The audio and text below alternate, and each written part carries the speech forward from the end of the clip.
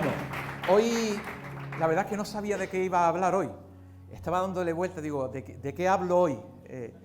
Bueno, hoy evidentemente es... vale. ¿Este lo quito?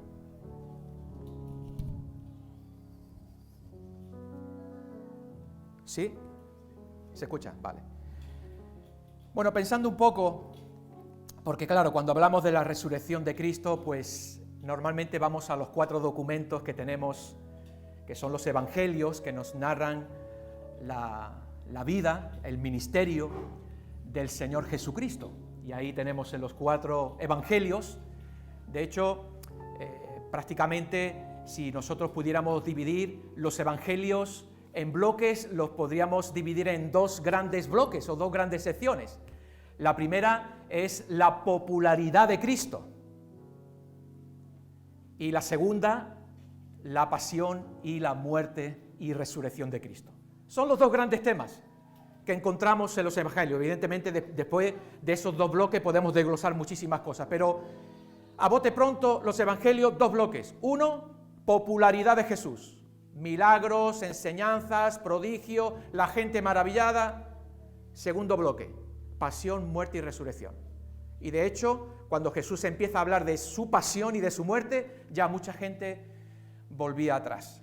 Ya el concepto que ellos tenían del Cristo, del Mesías que esperaban, realmente no entraba con la imagen y el Cristo que ellos tenían en mente. Entonces, este año he querido ir a un pasaje que se encuentra en el libro de Hechos de los Apóstoles, en el capítulo número 2, empezando la lectura en el versículo 12, y vamos a hacer una breve oración diciéndole: Señor, habla, porque tu iglesia escucha. Amén. Dice así la palabra del Señor: Israelitas, aunque hoy vamos a decir ceutíes o de donde vengas, oíd, prestad atención a estas palabras. Estas palabras son el primer discurso del apóstol Pedro después de la venida del Espíritu Santo el día de Pentecostés, ¿vale? Es el primer discurso y Pedro quiere pues explicar un poco todo lo que está aconteciendo en ese lugar, porque hay mucha gente que no sabe lo que está sucediendo en ese lugar. Entonces Pedro en su primer discurso lo que trata es explicar a través de las profecías del Antiguo Testamento lo que ahí está sucediendo. Entonces le dice a su audiencia: prestad atención, poner oído a estas palabras.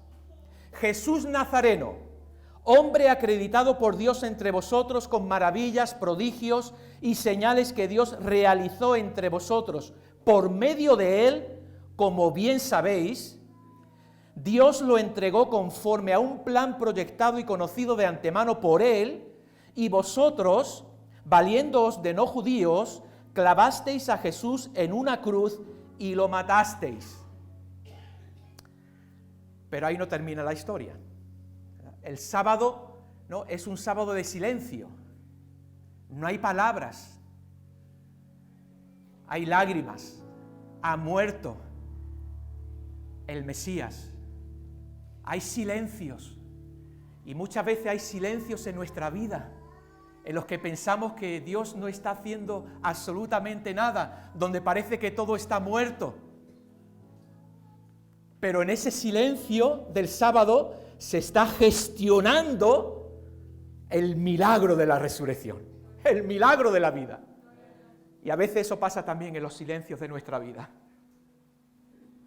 Hay un silencio, pero en ese silencio Dios está trabajando y está proyectando también un domingo de resurrección. Versículo 24. Sin embargo, Dios lo ha resucitado, que es lo que estamos celebrando en esta mañana, liberándolo de los lazos de la muerte. Y es que era imposible que la muerte lo venciera, pues el propio David dice de él: veía al Señor siempre delante de mí, está a mi diestra para que no caiga. Por eso se alegró mi corazón y se gozó mi lengua. Además, mi carne descansará en esperanza, porque no dejarás mi alma en el Hades, ni permitirás que tu santo vea corrupción. Me hiciste conocer los caminos de la vida, me llenarás de gozo con tu presencia. Pedro se está valiendo de las profecías del Antiguo Testamento. Este es un pasaje, Pedro está haciendo referencia al Salmo 16, un salmo del rey David, que él está hablando, pero no se está atribuyendo el rey David esta profecía, sino que se la está atribuyendo de una manera profética en el Salmo 16 a Cristo Jesús. Y ayer Alex y yo pudimos recitar este salmo en el hospital, visitando a una enferma, a Lidia. Y Dios puso este pasaje, Salmo 16, porque es un salmo de esperanza, que nos habla de vida, que nos habla de resurrección. Y qué mejor lugar que un lugar donde entras y ves a veces rostros de personas tristes, gente, quizás muchos ya esperando un resultado, un diagnóstico final, pero qué bueno que puedes entrar en esos lugares y puedes proclamar la resurrección de Cristo, la vida en el Hijo de Dios. Así que ahí Pedro está usando profecías del Antiguo Testamento que hablaban ya de la resurrección de Cristo, porque mira, hay una cosa que muchas veces cuando queremos hablar de la resurrección de Cristo, ¿dónde vamos? A los evangelios, ¿verdad? Pero ya en el Antiguo Testamento se habla de la resurrección de Cristo. El Salmo 16 está haciendo referencia a esto de Cristo.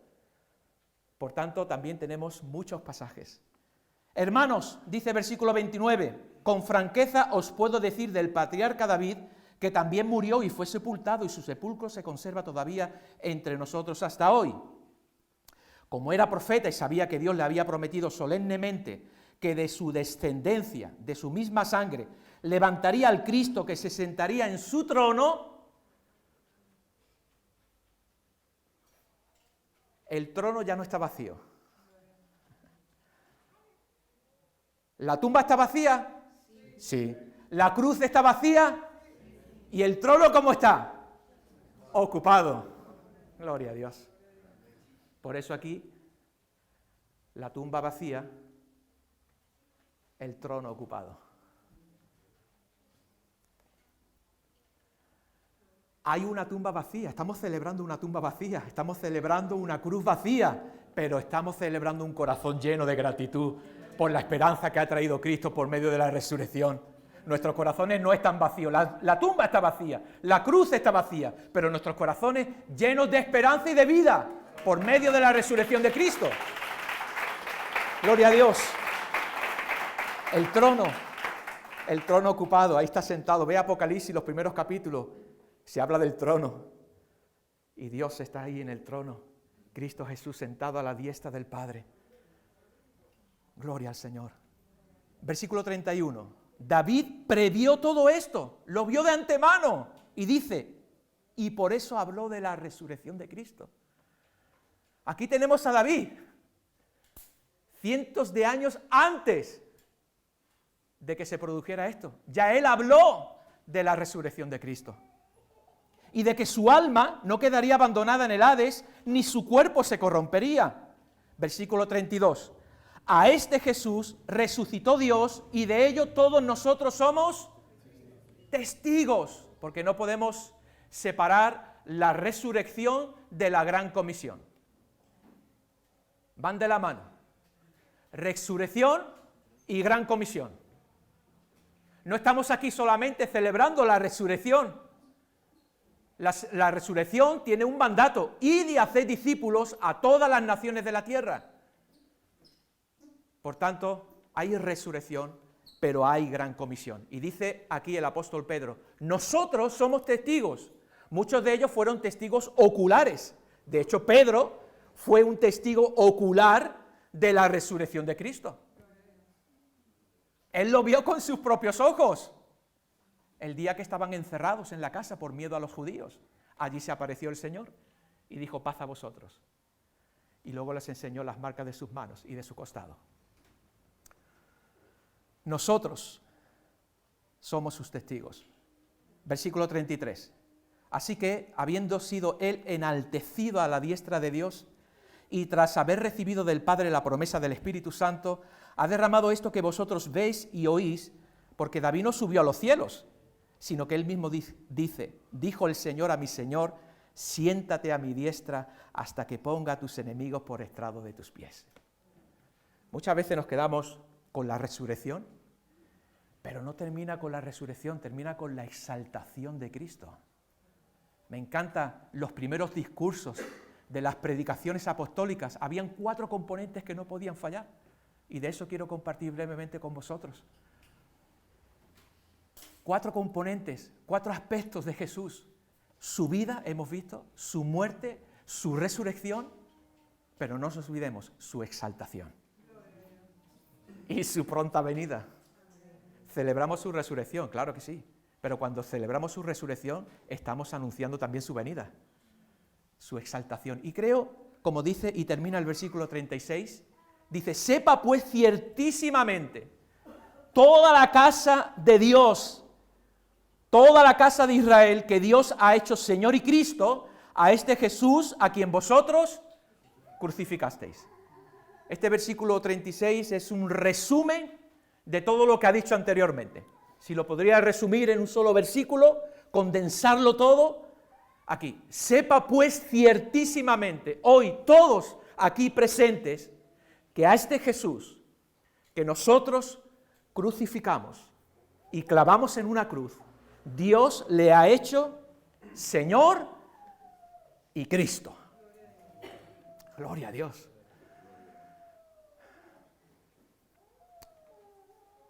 Tener un conocimiento de estos aspectos de Jesús nos dan una comprensión muchísimo mejor del señorío de Cristo.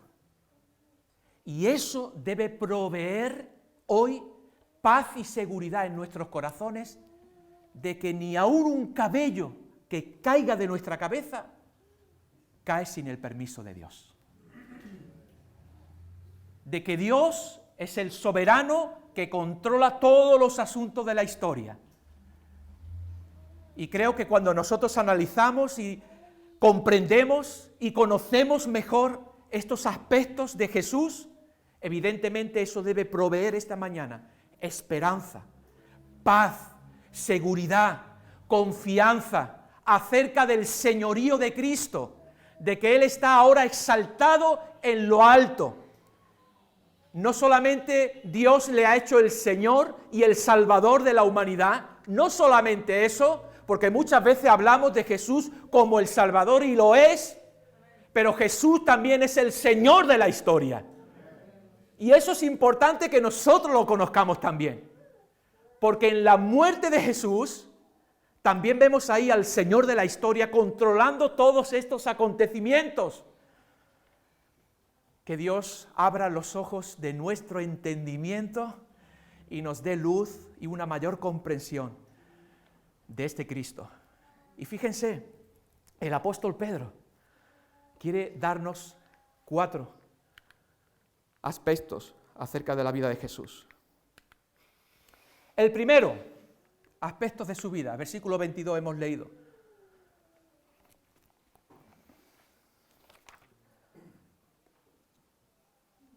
Dice Jesús Nazareno, hombre acreditado por Dios entre vosotros con maravillas, prodigios, señales que Dios realizó entre vosotros por medio de él, como bien sabéis. Jesús fue un profeta. Para muchos, en aquel entonces Jesús fue un profeta poderoso en hechos, poderoso en palabras delante de Dios y delante de todo el pueblo. Y es curioso que cuando tú examinas todas las predicaciones apostólicas, todas las predicaciones que hay del apóstol Pedro y también del apóstol Pablo, vas a encontrar en mayor o menor medida estas 4 facetas. Siempre van a hablar primeramente aspectos de su vida. Y evidentemente hemos visto aquí un aspecto de la vida de Jesús, donde Él se manifestó con prodigios, con señales, con maravillas. Como les dije anteriormente, los evangelios se dividen en 2 grandes bloques. La primera parte es la popularidad de Jesús. ¿Quién no quiere un Jesús así? Que hace señales, prodigios, maravillas, que da de comer a la multitud, que sana a los enfermos, que expulsa a los demonios. ¿Quién no quiere un Jesús así? Todos queremos un Jesús así o no. Pero ese es solamente un aspecto de la vida de Jesús. Y hoy, a veces, solamente hablamos de este aspecto de la vida de Jesús y parece que todos son victorias, milagros, señales, maravillas. Pero no todo en la vida cristiana siempre es eso. Hay otros aspectos en nuestra vida. Hay momentos, evidentemente, de victoria, de alegría, de agradecimiento al Señor por lo que Él hace. Pero que no nos engañen, que no nos vendan un evangelio diferente al que hemos recibido en la palabra. Claro que este es un aspecto importante de la vida de Jesús, claro, y Dios acreditó a este Jesús, dice, hombre, porque vemos aspectos de su humanidad, pero también aspectos de su divinidad, porque nadie podía hacer lo que Jesús hacía si Dios no estaba con él, dijo Nicodemo en una ocasión a Jesús. Así que los dos que iban camino a Emaús, por ejemplo, fíjense el concepto que tenían también acerca de este Jesús. Les voy a leer un pasaje bastante interesante también, en el Evangelio de Lucas, capítulo 24, el versículo 19, Jesús les preguntó a estos dos, ¿qué ha sucedido? Y ellos respondieron, lo de Jesús Nazareno, un profeta poderoso en hechos y palabras delante de Dios y delante de todo el pueblo. Ese era el concepto que tenían de este Jesús, Nazareno. ¿Por qué? No porque naciera en Nazaret, porque Jesús no nació en Nazaret. ¿Nació dónde? En Belén. Lo que pasa es que él se crió, ¿dónde? En Nazaret, por eso Jesús de Nazaret. Un pueblo muy insignificante para los judíos. Y allí allí se crió. Y ahí tenemos aspectos también, evidentemente, cuando vemos los evangelios vemos aspectos de su humanidad. Fue tentado, pasó hambre, lloró. Porque hay aspectos, ¿por qué? Porque Él se identifica con nosotros. Por eso dice que ahora tenemos un sumo sacerdote en los cielos, el cual puede interceder por ti y por mí, y dice que se puede identificar con nuestras debilidades, porque Él fue tentado en todo, pero sin pecado. Así que vemos aspectos de su humanidad, aspectos de su divinidad, haciendo milagros, dando de comer a la multitud. ¿Recuerdan cuando están en la barca con sus discípulos y se desata una gran tormenta? Jesús se levanta y dice, calla y enmudece. ¿Y qué ocurrió al instante? Que el viento y el mar se calmó. Y los discípulos allí decían, pero ¿quién es este hombre que aún los vientos le obedecen? La pesca milagrosa.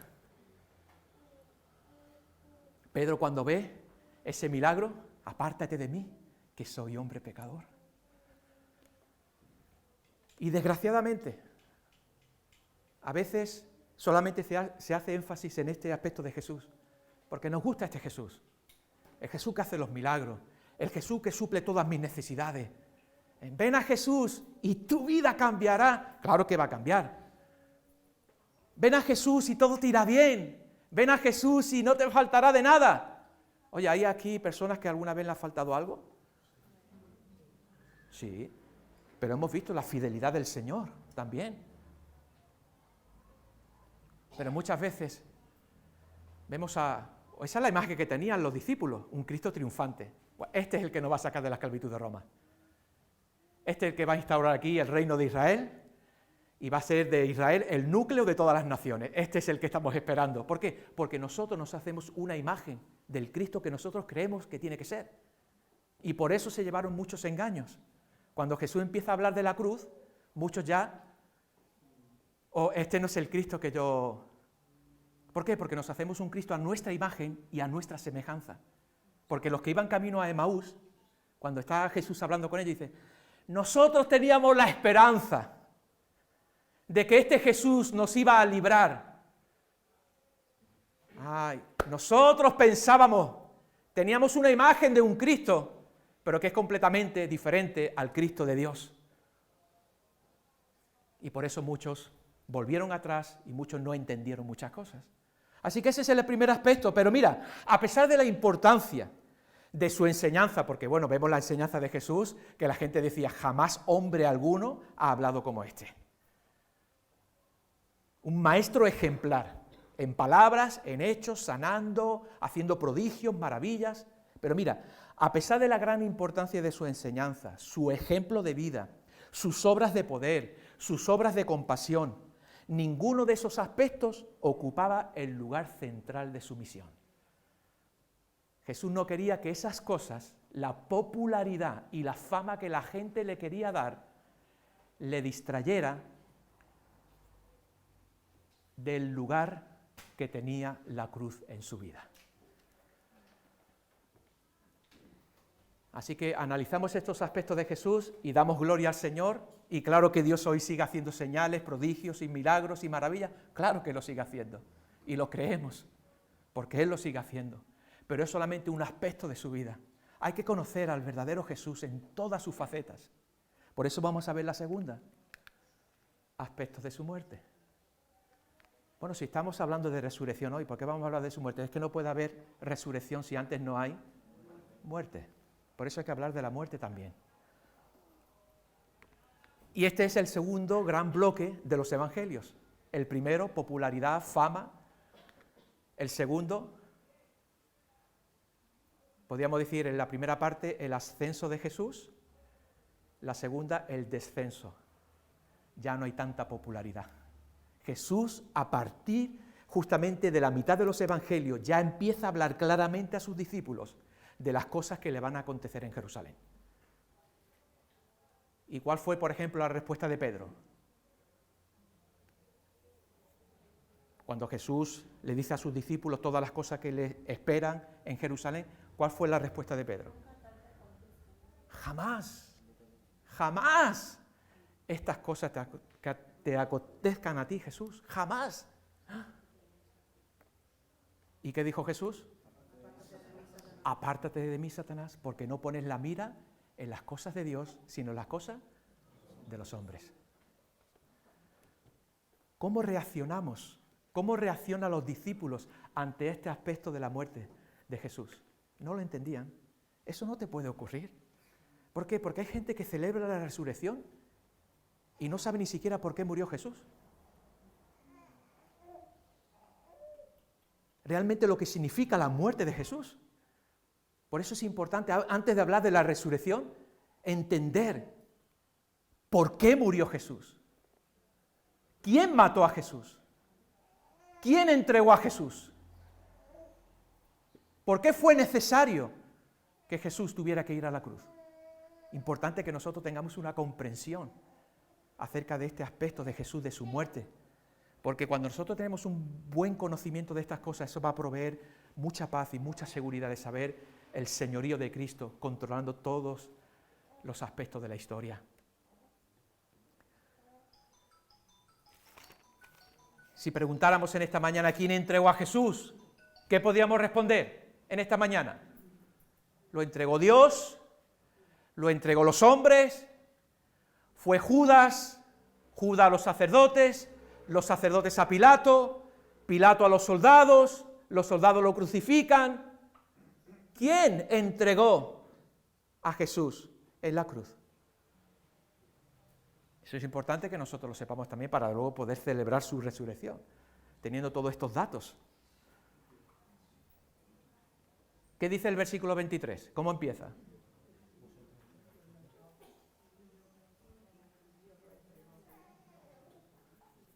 ¿Quién lo entregó? Dios dice ahí, Pedro, lo entregó. ¿Conforme a qué? A un plan proyectado y conocido de antemano por Él. Y fíjate aquí también el factor humano, porque también está el factor humano aquí en la muerte de Jesús. Está el factor divino, ¿vale? ¿Vemos el plan de Dios en la muerte de Jesús o no? No pensemos que la muerte de Jesús fue un accidente ahí. ¡Ay, pobrecito, qué víctima! No piense que Jesús se veía como una víctima. Jesús sabía lo que venía. Jesús desde el nacimiento, allí, desde que era pequeñito, ya se proyectaba sobre él la cruz. Y él sabía lo que venía. No pensemos que esto fue ahí, bueno, venga, de repente se reúnen ahí el Sanedrín y todos los emperadores, venga, vamos a matar a este hombre. No, Jesús se ofrece voluntariamente. Jesús tenía el poder, como dijo, de mandar ahora mismo una legión de ángeles y destruirlos a todos. Y eso me da a mí mucha seguridad de saber que Dios tiene el control de la vida de Jesús. Dios lo entregó, ¿conforme a qué? A un plan proyectado de antemano y conocido por Él.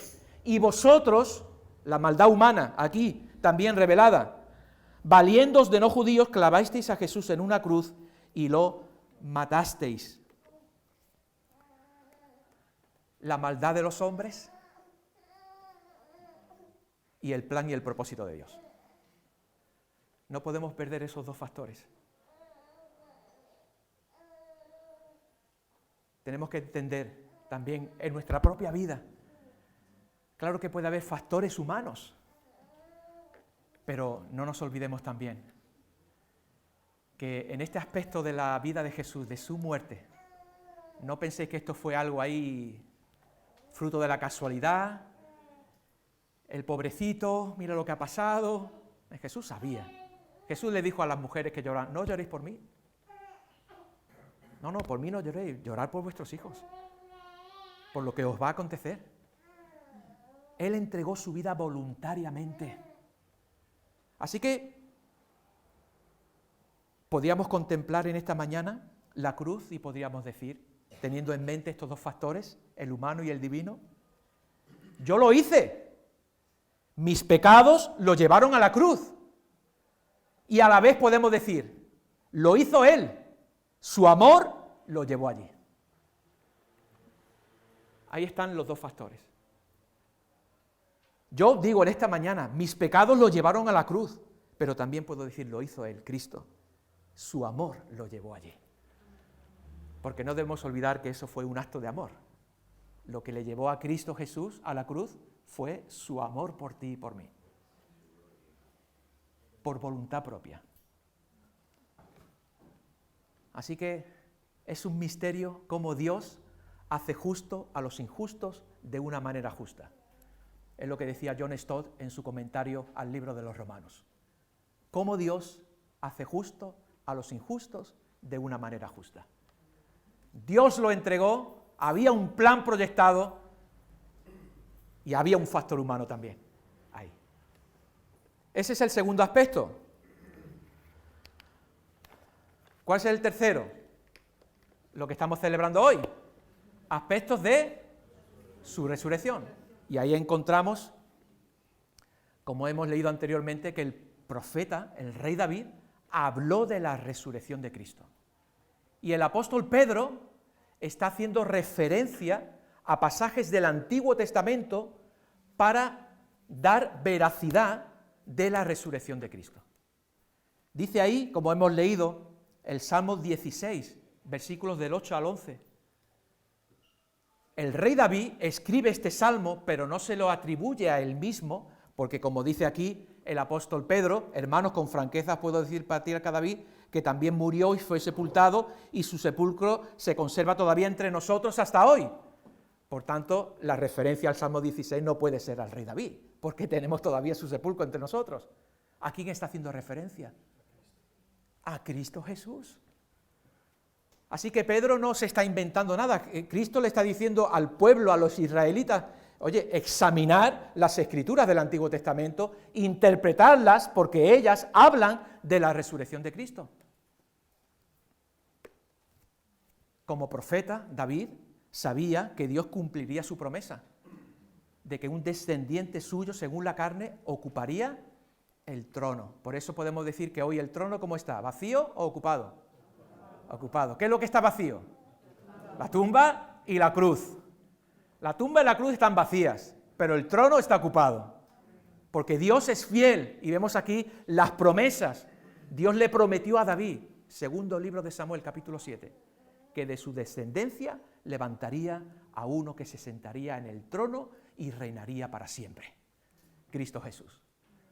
Y ahí están las escrituras.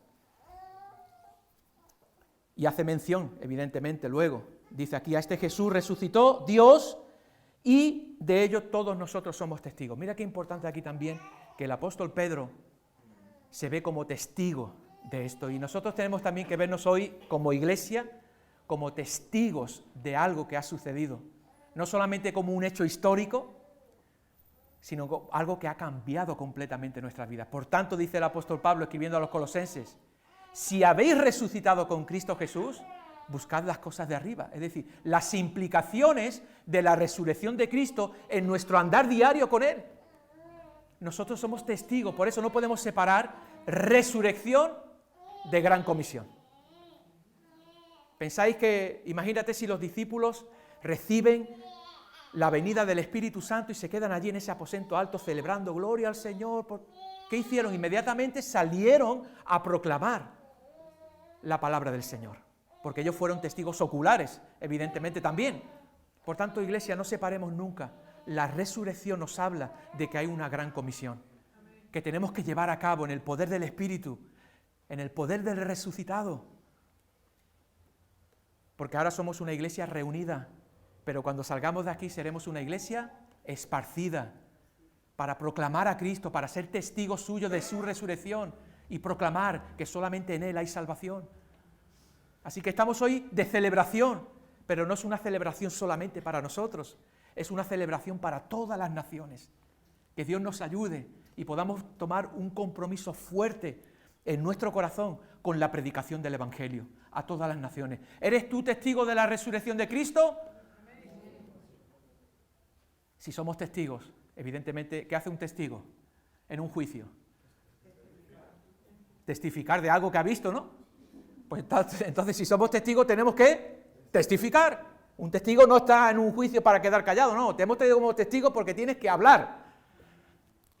Pues de igual forma, nosotros somos testigos y un testigo testifica, habla de algo que ha visto y ha experimentado. Y nosotros hemos experimentado el poder de la resurrección de Cristo en nuestra vida y no nos podemos quedar callados.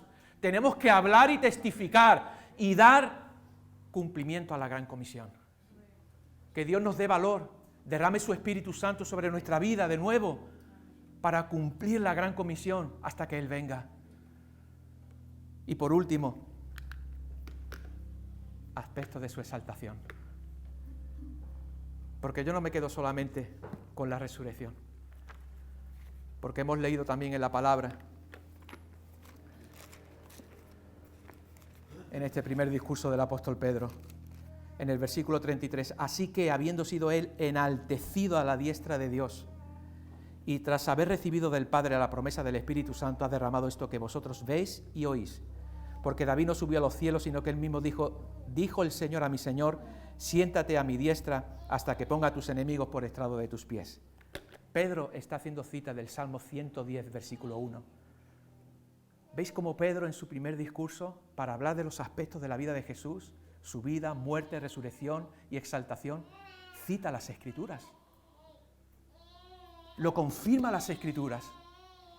Y no solamente celebramos la resurrección, su exaltación. Él está sentado en gloria. Siéntate. El Padre le ha dado un lugar de supremo honor. Y Él está sentado hasta que todos sus enemigos sean puestos por estrado de sus pies. Ese es el Cristo al que nosotros estamos adorando. ¿Y cómo se combina estas dos figuras mesiánicas? Del siervo sufriente, Isaías 53, y el Hijo del Hombre entronizado de Daniel capítulo 7. ¿Veis cómo se combinan estas dos figuras? No podemos hablar del siervo exaltado si antes no hablamos del siervo sufriente. Eunice mandó un vídeo que lo pasé yo después en el grupo. Ella me lo envió a mí, yo lo reenvié al grupo. La iglesia protestante del siglo XVI en Sevilla, no sé cuántos de vosotros la habéis podido ver, lo vi y la verdad que fue impactante. Tenemos que conocer la historia, lo que tuvieron que sufrir. Hoy nosotros damos gracias al Señor que tenemos esta libertad de culto, pero la iglesia protestante del siglo XVI en Sevilla,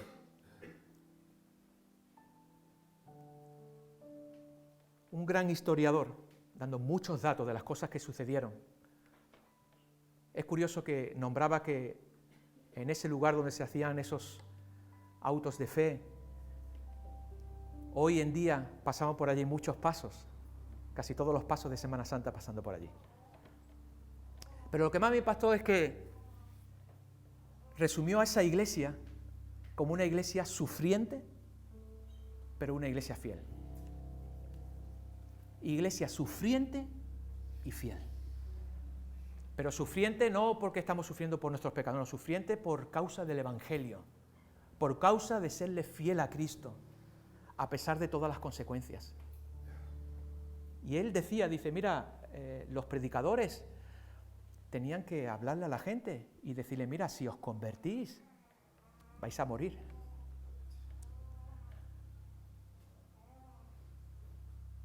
Imagínate que yo hoy estuviera aquí y os dijera, mira, si hoy recibís a Cristo como el Señor y el Salvador de vuestra vida, tenéis que pensar que podéis morir.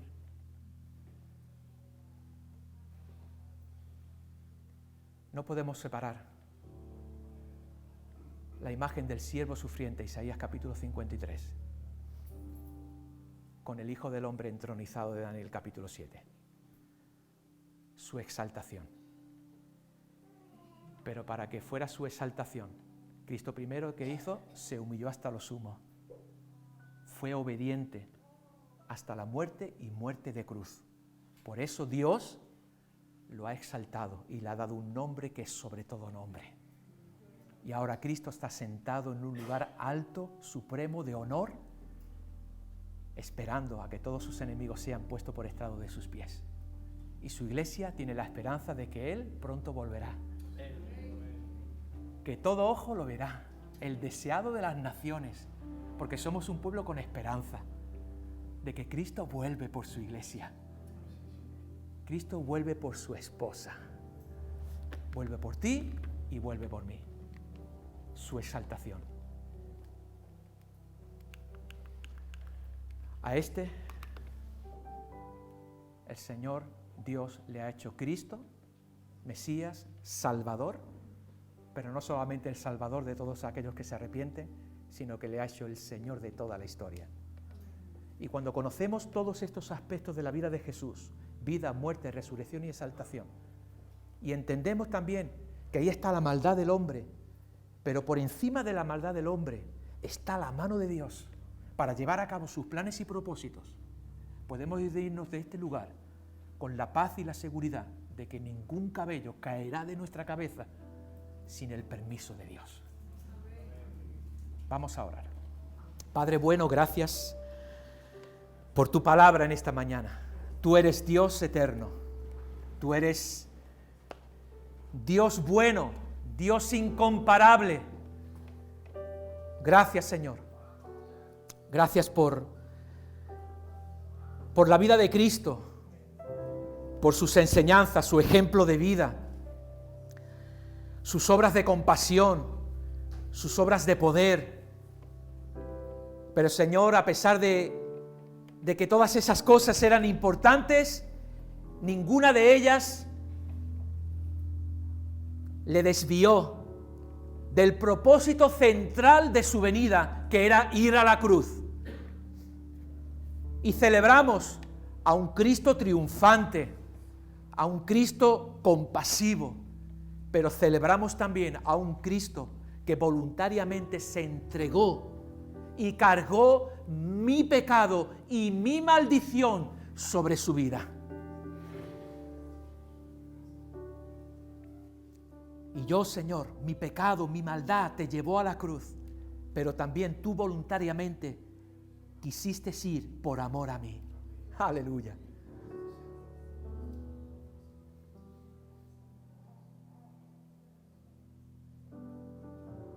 Por eso que podamos decir como el apóstol Pablo, con Cristo estoy juntamente crucificado y ya no vivo yo, mas vive Cristo en mí, y lo que ahora vivo en la carne, lo vivo en la fe del Hijo de Dios, el cual me amó y se entregó a sí mismo por mí.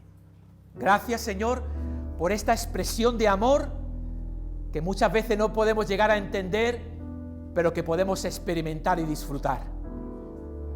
Ese nuevo pacto en tu sangre, que dice que ya tú has borrado todos nuestros pecados y ya nunca más te acordarás de ellos. Aleluya, gracias por esa sangre perfecta, por ese sacrificio perfecto. Cristo Jesús, el justo por los injustos. Gracias, Señor, por tomar mi lugar. Pero también, Señor, celebramos tu resurrección. Y al igual que el rey David, queremos hablar de ella. De que hoy la tumba está vacía, la cruz está vacía, porque Cristo ha resucitado. Y por eso, aunque la tumba y la cruz están vacías, nuestros corazones se han podido llenar de esperanza, de salvación, de gozo y de alegría, de saber que ningún cabello caerá de nuestra cabeza sin tu permiso, que nuestras vidas están en tus manos, que los sufrimientos del tiempo presente no son comparables con la gloria que un día se ha de manifestar sobre tu iglesia. Señor, que podamos ser, cuando tú lo permitas, una iglesia sufriente por causa del Evangelio, que podamos ser una iglesia fiel. Fiel a ti, fiel a tu palabra, Señor. Ser testigos que testifican, que hablan, que podamos decir como los apóstoles, no podemos dejar de decir lo que nuestros ojos han visto. Danos un nuevo denuedo, un nuevo valor para proclamar a Cristo. Danos tu ayuda porque somos débiles, pero en ti, Cristo Jesús, somos más que vencedores. La muerte no te pudo retener. Y también, Señor, tu exaltación. Y aquí está tu iglesia hoy, que exalta tu nombre.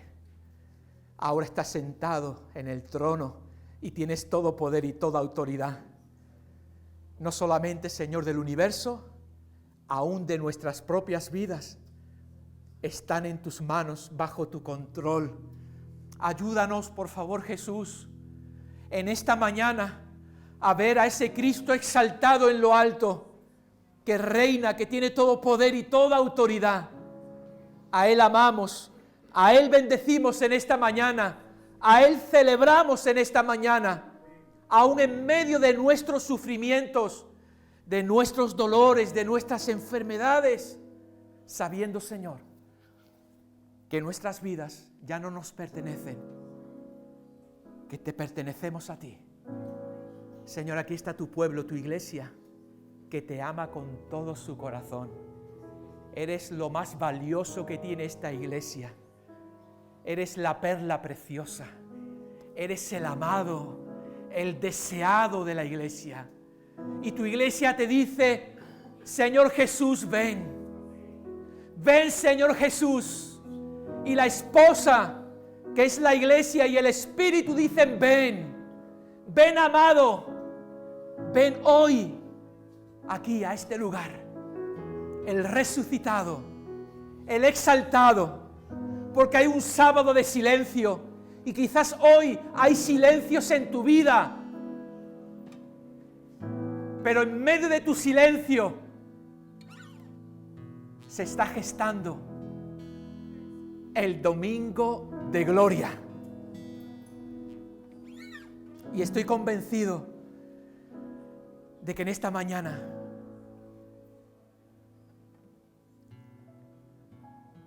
hay personas aquí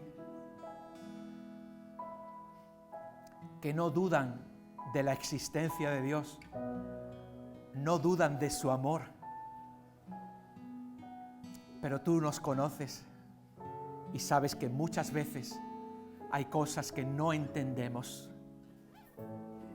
Por eso te pedimos que en nuestra debilidad nos hagas fuertes en ti. Que podamos salir de este lugar plenamente convencidos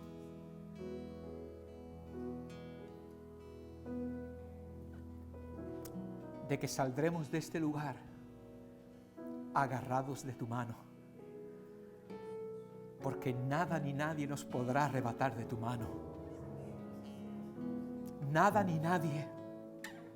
Y en medio del silencio, ayúdanos a esperar en ti.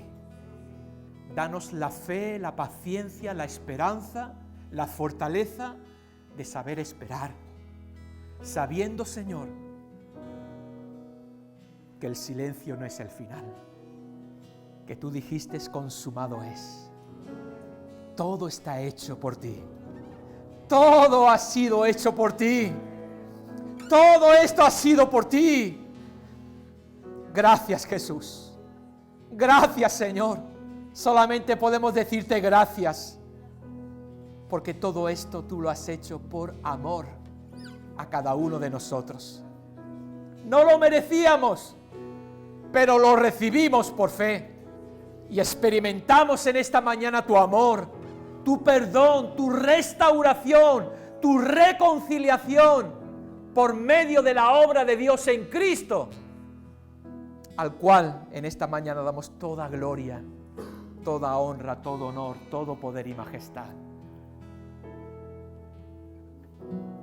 Vamos a terminar con un cántico de adoración, teniendo en mente su vida, su muerte, su resurrección y su exaltación. Amén.